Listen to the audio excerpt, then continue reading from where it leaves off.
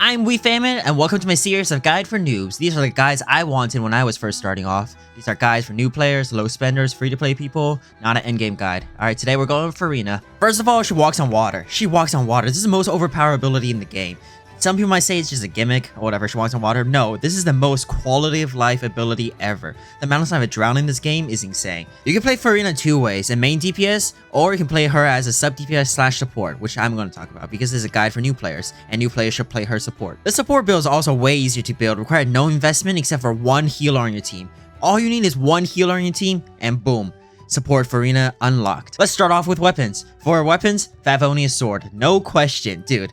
Some people might say get her fishing weapon, but the particles generated from the Favonius sword, oh my god, unreal. You should level this up to 90 and get an R5 if you can.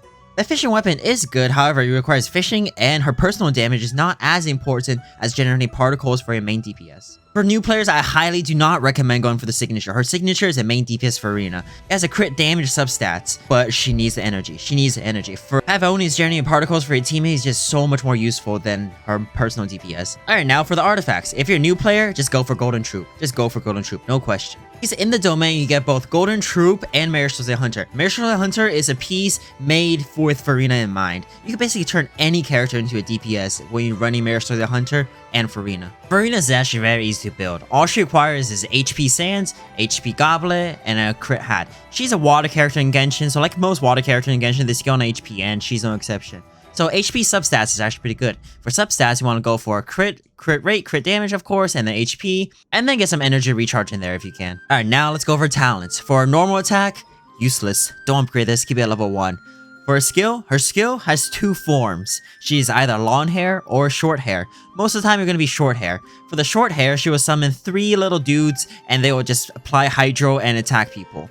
They have a weird scaling over here, but keep in mind the little dudes just attack constantly without doing anything. I call it the Pokemon team.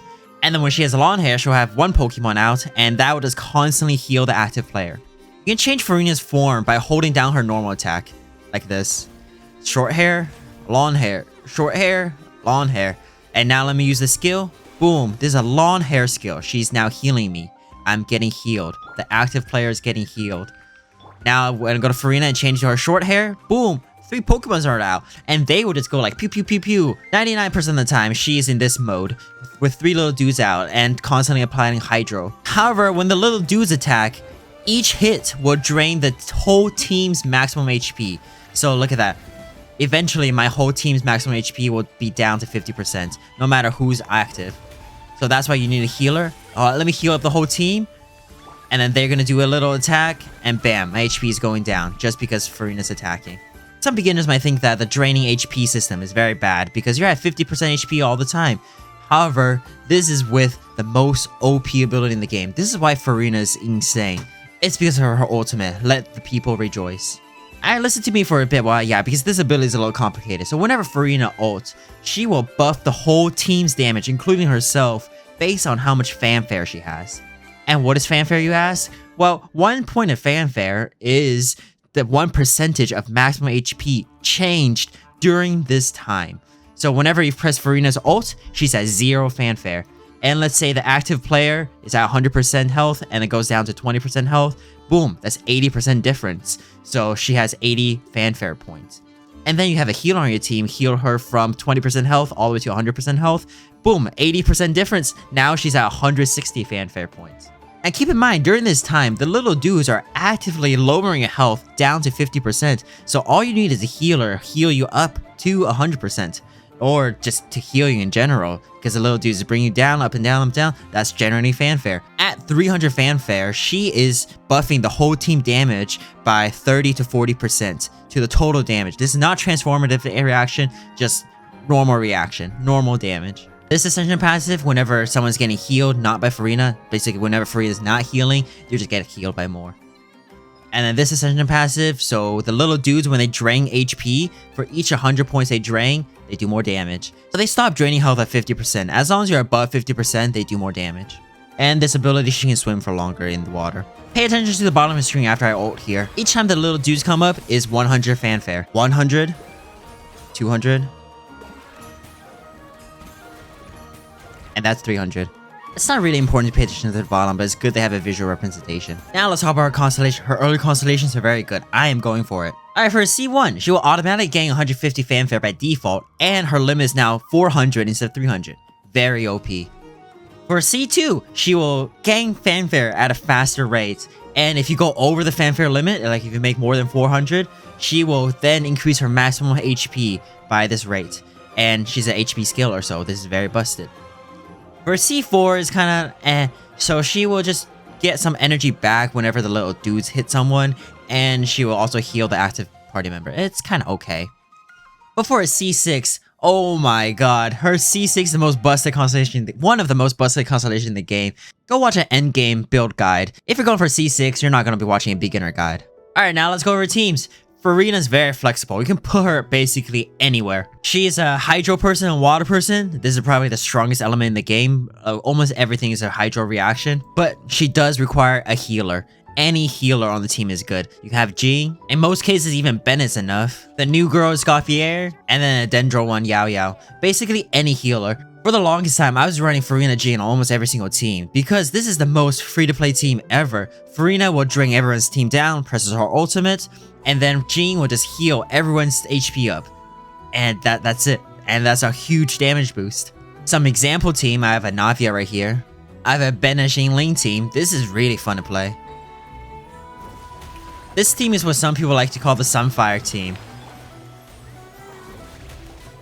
It's just because you have 2 circle impacts right here.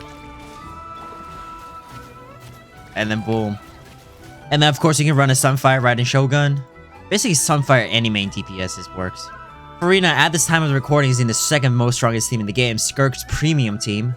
And Furina's on my favorite team of all, the Pokemon team. Yao Yao, Furina, and Effa Sucrose. You just send everyone's skills out, and there's Pokemon fighting back and forth. You just AFK there. This team is not very good, but it is fun. You just send out all the Pokemon here. Hold on, let me just do everyone's rotation. Yao Yao and the Sucrose ult. Then on-field Yao Yao ult. It's not a very good team, but it is fun. This is so much fun. Just Pokemon going at it. Now, let me show you why Marishosei 100 set is so broken. You can turn any DPS into a good DPS with Furina. It's because when the current HP increases or decreases, crit rate will increase by 12 for 3 stacks. So 36 free crit rate if you're using Furina. Like Skirk, for example, her best set is Finale of the Deep Gallery, but I don't want to farm for that. I already have good pieces for here for farming for Furina. So I just slap on some good pieces and bam, she's doing crazy damage. Boom. Look at Skirk's damage. It's just insane, man. You can just run Furina with any healer and then any DPS you want. Furina is just so goated, man.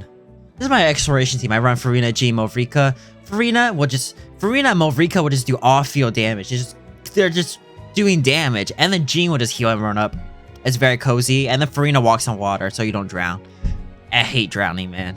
Now, I hope you know how to play Furina, the most OP character in the game, the most OP cozy character in the game. Not in terms of DPS or anything, but she buffs, she supports, she does good damage, and she walks on water. Walking on water. Oh my god, walking on water, walking on water. Adele, you want to go to that boat? But you can't? Oh, I can just walk on water. Let me just walk there. Yeah, in your face, Adele, I'm taking your boat.